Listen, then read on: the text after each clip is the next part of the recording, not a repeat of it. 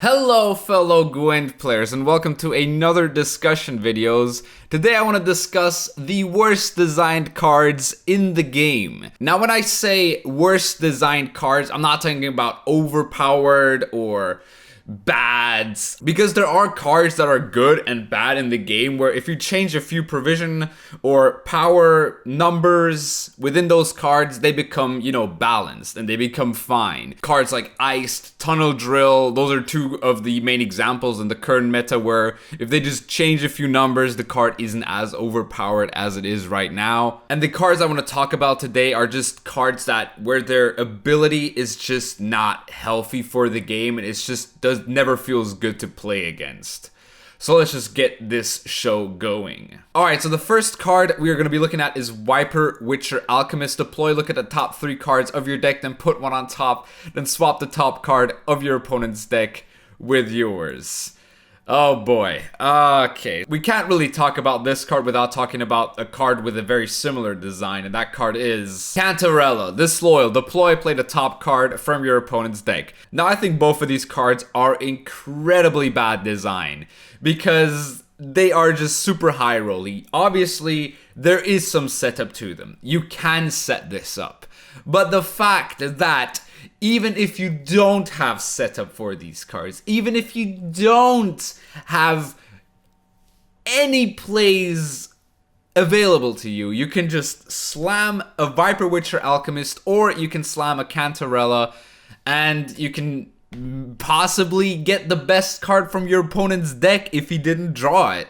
And it just is so infuriating to play against this because you have no control over this. You have zero abilities in that. It is solely RNG. There is some ways to set it up, obviously, but if the opponent just goes ahead and throws a Hail Mary and manages to succeed with it, it's so infuriating and it's so just unhealthy if one game is decided by a single high roll. And I know RNG is part of card games and these type of RNG plays are always funny to, do.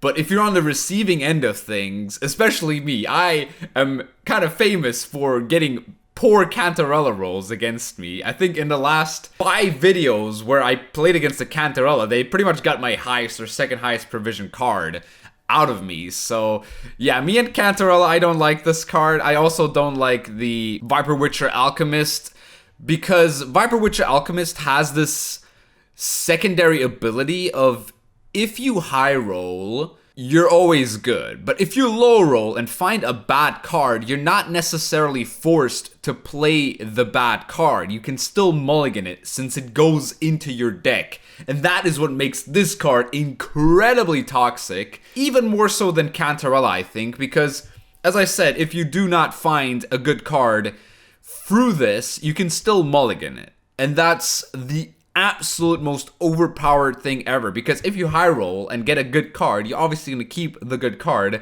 and if you don't, you can just mulligan it, right? So yeah, both of these cards, Cantarella and this one, I think are some of the worst designed cards in the game. They are absolutely atrocious, super high rolly, and just don't incentivize any sort of strategy apart from rolling a dice and just hoping for the best. Next up, we have Wheel of Fortune. Damage an enemy unit by a random amount between 1 and 10. Yeah, this is such a dumb card. The card never sees play. It will never see play because at 5 provisions, there's so many more better cards that deal damage within Syndicate. There's really no point of this card actually existing in crime decks anyway at this point, now that Payday exists. And a ceiling of 1 to 10, you're gonna see a card that's very similar to this one. For damage is just so bad. Like, a lot of times you are gonna low roll, but the card will never actually see any play because of just such a high roll ability. I know this is a fun card. This is supposed to be a fun card, but you can't deny that the design on it is just lazy and bad because the creators of the card just thought, hey, why not just make a complete RNG damage card for 5 provisions in a faction that doesn't actually need it, right? Wheel of Fortune is just so bad. It's such a boring and uncreative design. And if you get high rolled on this, and even if you low roll on this, like, this card just never feels good to play because of just its effect being so bad. But like the ceiling should be a bit lower, right? It should be like, I don't know, deal either 4 damage or 7 damage, right? Something along those lines. But 1 to 10, really?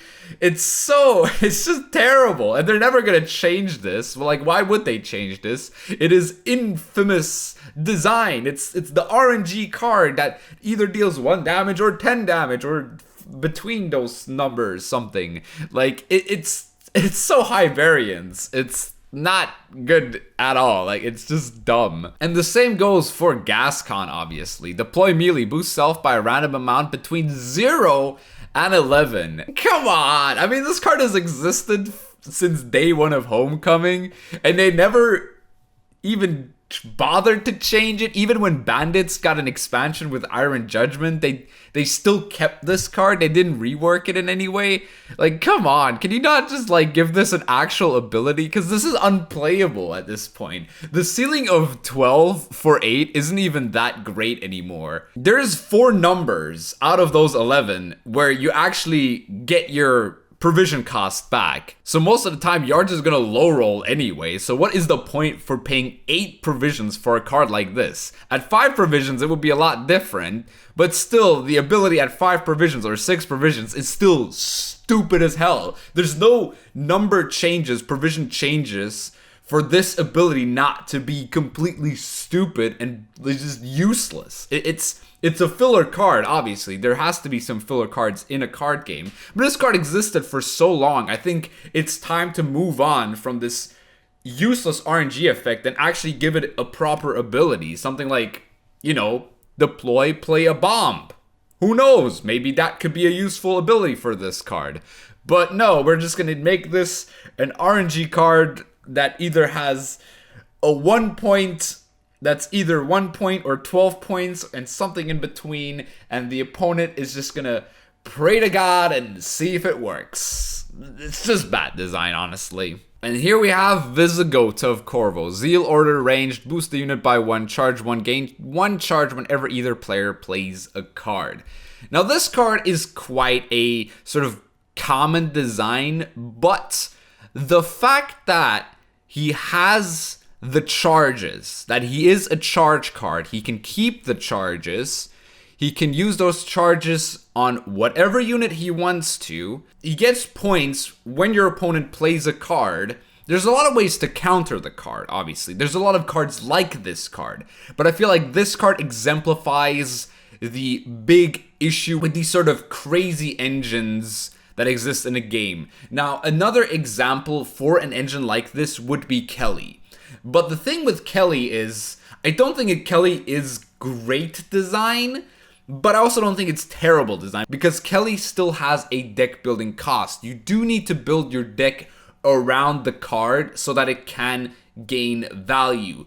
Corvo, you can just slap into any Northern Realms deck and then put in a Tridem or 2 Tridems in the deck as well. And if the card doesn't get answered, its ceiling is just absurd. Like, obviously, it's terrible in a short round, but that's also another problem with the card. Like, it is just terrible in a short round, and in a long round, when it doesn't get answered, it is just too good. And yeah, you could say, obviously, it's very easy to counter this card. There's lock, there's movement, there's damage, there's poison, there's invo, there's heat wave. But for a card of 3 power to be so significant at 8 provisions, I mean, they can never change this card, and I don't think they ever will change this card, but a design like this is just incredibly unhealthy and is part of this binary problem that Gwent has been having a problem with for a long time, but it's been toned down now. A lot of the binary designs have been nerfed, such as the Kogrim and Viper Witcher Mentors. All that stuff was quite a bit ridiculous. But Corvo will always exist, and he still exists. It's just that Northern Realms right now isn't that good. But once Northern Realms will be good again, this card will obviously be another controversial card that is just either too good or just gets answered. Like, it's never in between, right? It's either going to win you the game or it gets answered, and you've wasted a lot of provisions and points for low tempo setup, right? And that's the biggest problem with Visigoda, I think. Next up is Siri Dash. After 4 ally turns on turn and draw a card. Now this card is kind of out of the meta now that Carapace has been nerfed quite significantly actually, with it not being able to give this a veil. But the problem with the card still exists, right? If your opponent cannot answer this card, it's not about winning or losing. It's actually playing for card advantage. And card advantage is an interesting aspect in how round control in Gwent works and how, in general, last say, first say, and just round length impacts the game. And Siri Dash is one of those cards where if she sticks and if she's able to go off in round 1, she either gives you an additional card if you went second, or it reverts to coin flip if you went first. Now there's a lot of ways to revert the coin flip with something like Stregobor and Mata, but that requires 2 cards. This is only 1 card, and if the opponent does not answer it within those 4 turns, it's just not going to look good for him. It's just going to create a situation where you've basically been given a 9-point card that says, okay, now you're going second, because it usually gets played with the Veil stratagem Crystal Skull. And then the game basically comes down to, did I draw this card? Did I draw a Defender to bait out a Heatwave or a Purify? Does my opponent have the answer for this? And if not, that's pretty good. And if yes, that's just like any regular other round that I would be playing.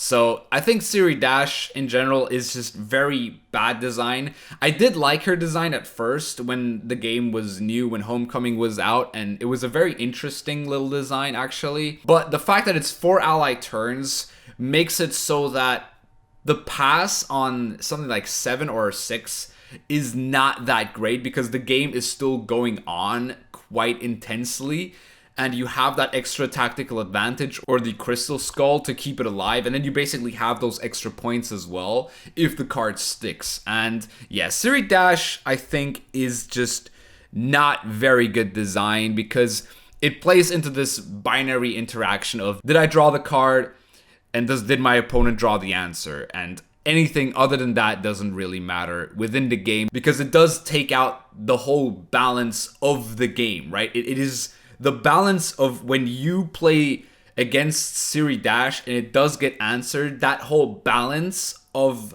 who goes first, who goes second, how do I approach this, how do I approach this, just gets flushed down the drain, and you have to just play, and it's really hard to really play around it after that point when that whole situation has occurred, because the opponent can then just kind of stay ahead with bad cards or always have like a bit of card advantage, and he basically has round control at the end of the day if he's playing the Siri Dash and gets away with it. So yeah, Siri Dash, not a very good design. And yeah, I mean, we all saw it when Kelly was super meta, and yeah, it does have a big flaw here, pretty much. And then I have Vi. Deathwish shuffle Vi back to your deck, then increase its base power by 3. I still think this card is incredibly bad design. It is an entire deck.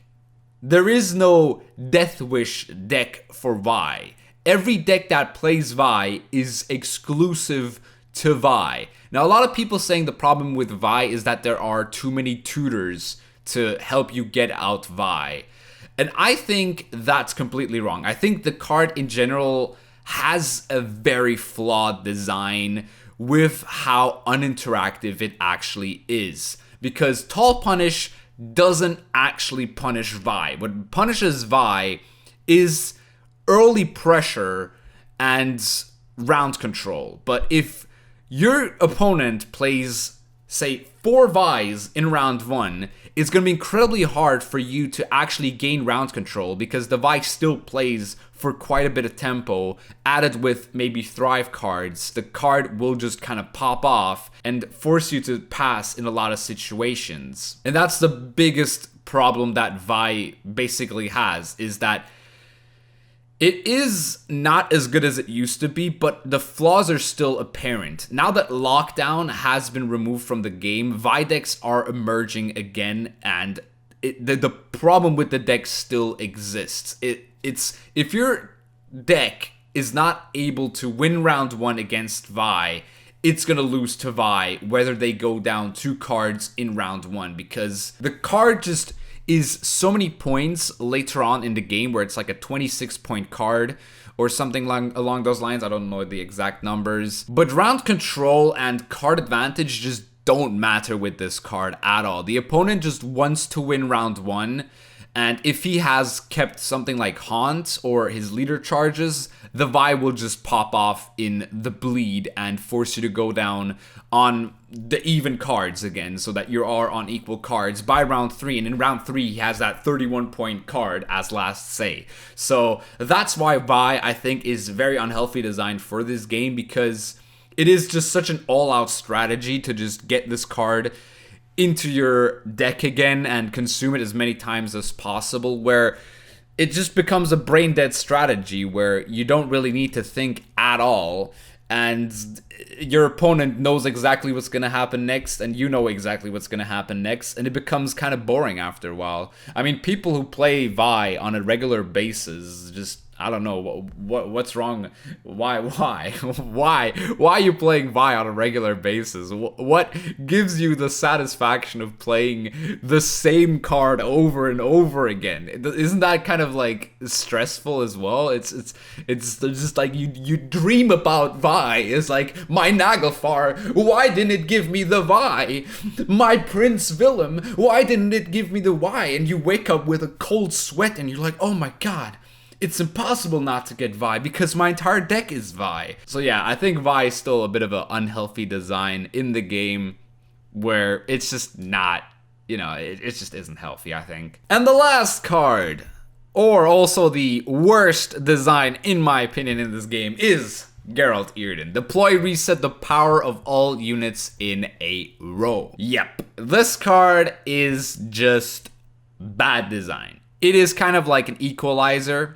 If this card is ever meta, which this card actually was. There was a meta when Hidden Cache was tier 0, and every deck played Irden.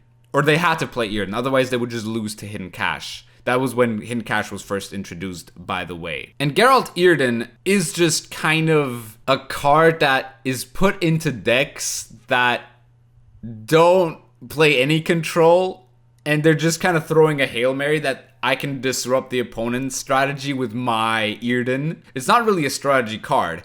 Obviously, there's synergies with cards like Yennefer, of course, but other than that, realistically, Irden you can just slap into any deck and auto-win certain matchups just because you have this card in your deck. And that's just unhealthy design, because you could play an entire round 3. You could have thought about every single move in detail and played out everything perfectly, and then the opponent just plays Irden, and the last 9 cards that you played literally made no difference. It made no difference how you sequenced, it made no difference how you played, it made no difference how you drew the cards. Your opponent drew the Irden, and you're just gonna lose. And that's just not good design. Now, how would you fix this card? I don't know how to fix this card. That's the biggest issue. A lot of people saying, like, reset 3 units, reset adjacent units. And I mean, that's all fine and all, but that would probably kill the card in my opinion. It would just be another Axie. I mean, Irden is just, it's just bad design. It is just such a boring answer to strategies where you just kind of have a card and can just put it into any deck if you feel like it. A lot of people say there's decks that justify Irden, where if your deck doesn't play any control, you can play Irden. And that makes sense. I mean, a control deck would never play Irden because it is a control deck. Why would they play Irden? It makes no sense. You're already controlling the board. Obviously, those decks are never going to play Irden, but Point Slam and mid-range decks and engine decks, those are 3 deck categories. Also combo decks, that's 4 categories actually. they can all play Yrden without any issue. They can just slap in those 11 provisions. If you start with Yrden, you already can build your deck around the fact that you are going to play Yrden in that deck.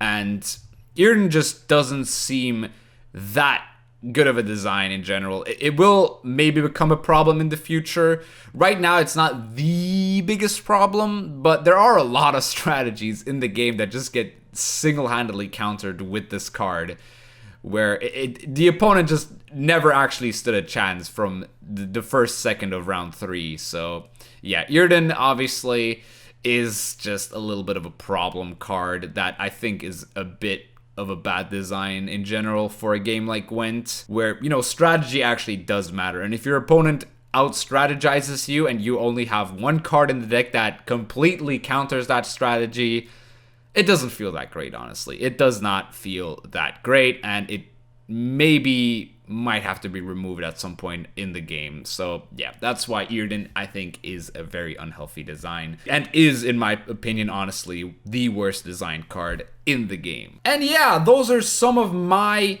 least favorite designs in the game, or I think just designs that are not very balanced or just create a very poor balance within the game in certain metas and in certain situations and in certain matchups.